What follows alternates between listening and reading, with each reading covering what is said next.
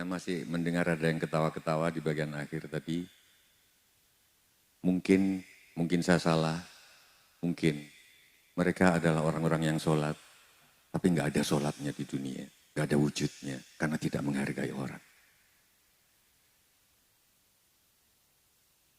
Banyak orang yang sholat, tapi begitu ada pramugari memperagakan di pesawat, cara pelindung, dia main HP, dia baca koran, dia nggak ngelihat pramugari itu.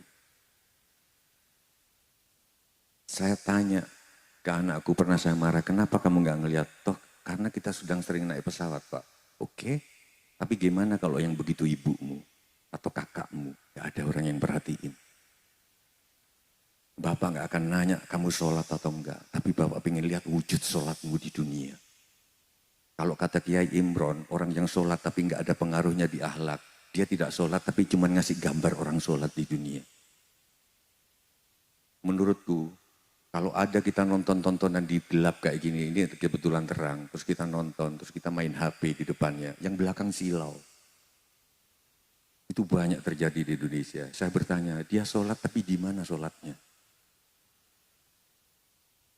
Bukan saya ingin perhatian, tapi beberapa orang ingin khusyuk, pecah hanya karena ada yang ketawa-ketawa. Aku nggak tahu kenapa.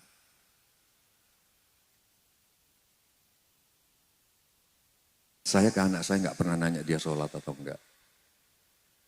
Tapi kalau aku datang dia bukain pintu atau enggak. Sekarang kebalik-balik.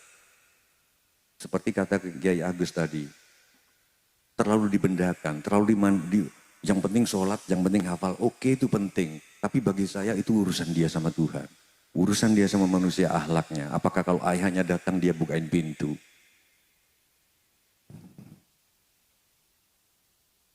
Saya jangankan diantar supir taksi aja. Masuk, sorry kalau aku ngomongin. Aku akan berdiri sampai taksi itu pergi, aku baru masuk. Karena aku melihat bapakku kalau nganter tamu sampai keluar pagar. Dan aku tidak pernah pergi ke rumah sebelum dilangkahi ibuku 3 kali di pintu. Aku sujud utara selatan. Itu kalian ketawa-ketawa di bagian sana. Aku nggak ngerti sholatnya di mana.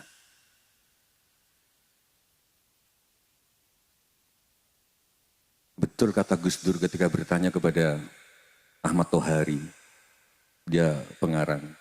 Gus Ahmad, kamu sholat, tampun pun disolati. Maksudnya mana jejak sholatnya dalam kehidupan? Yang penting mana sholatnya? Kalau kalian sholat, aku yakin di ending lagu nggak ada yang ketawa-ketawa. Karena ini hening. Kalian perhatikan, pernah aku main HP ketika ada orang ngomong. Perhatikan. Pernah? Perhatikan. Enggak sekalipun aku sentuh. Aku memperhatikan yang ngomong. Itu sholatku.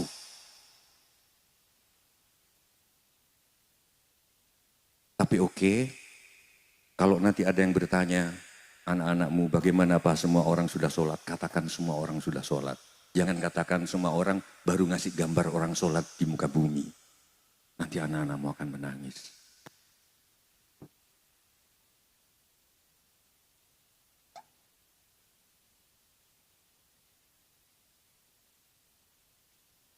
Kekasihku, selamat tidur, selamat bermimpi. Katakan, kalau anakmu bertanya, apakah orang Indonesia hanya sholat memberi gambar sholat? Apa membekaskan sholatnya di dalam hidup?